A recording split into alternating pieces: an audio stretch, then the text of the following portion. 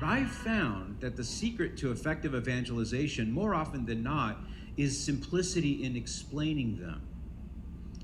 And I know it's counterintuitive because it seems so obvious, and I'd say this would be incorrect. It seems so obvious that we should have grandiose, elaborate explanations filled with lots of precise theological vocabulary, and that's important in the classroom, to be sure.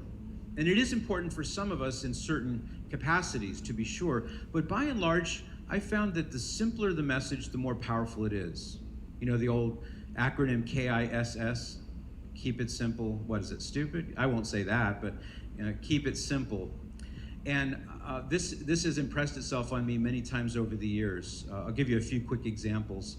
One happened when I was speaking somewhere in San Diego, and two Calvinists wanted to talk to me afterward because they were really unhappy with what I was talking about in my lecture that evening.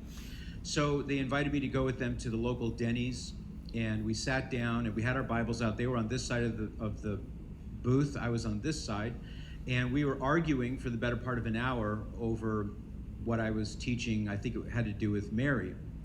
And the conversation started by them saying the Catholic Church teaches unbiblical doctrines, meaning that the church is adding things to the Bible, things that are not in the Bible.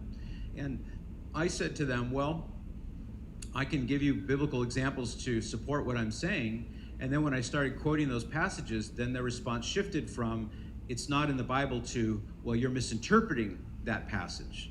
You're misconstruing that passage. You have a false understanding of that passage. And that's when it got really frustrating, because I couldn't get them to budge, nor could they get me to budge. So after, I don't know, close to an hour of this, I took out my napkin, or I took out my pen, and on the napkin in front of me, I wrote the words, "I never said you stole money." Now, maybe some of you have heard me talk about this before, but for those who haven't, think about this.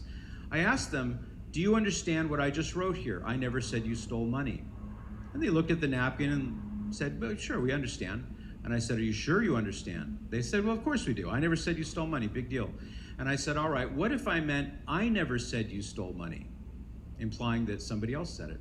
Or maybe my implication was, I never said you stole money. I thought it. Or maybe I meant, I never said you stole money. Or maybe I meant, I never said you stole money. Maybe you accidentally lit it on fire.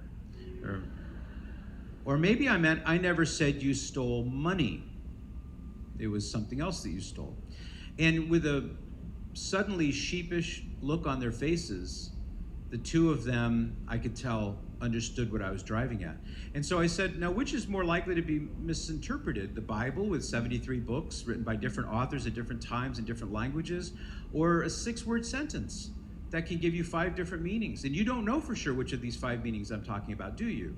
Without me explaining it to you further, right? And they said, okay, right, we get the point.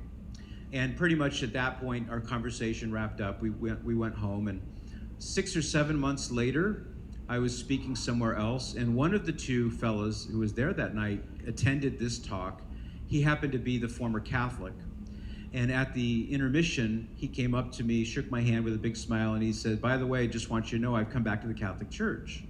And I said, whoa, what happened? Because he was fierce. He was, like really hammering me with arguments that night. And he said, do you remember that napkin thing you did? I said, yeah, I do. He says, that started the process. He said, I was unwilling to consider that the Catholic Church might have something to say for itself. And the napkin didn't convince me, but the napkin was like a key opening a door that had been locked. And that started the process.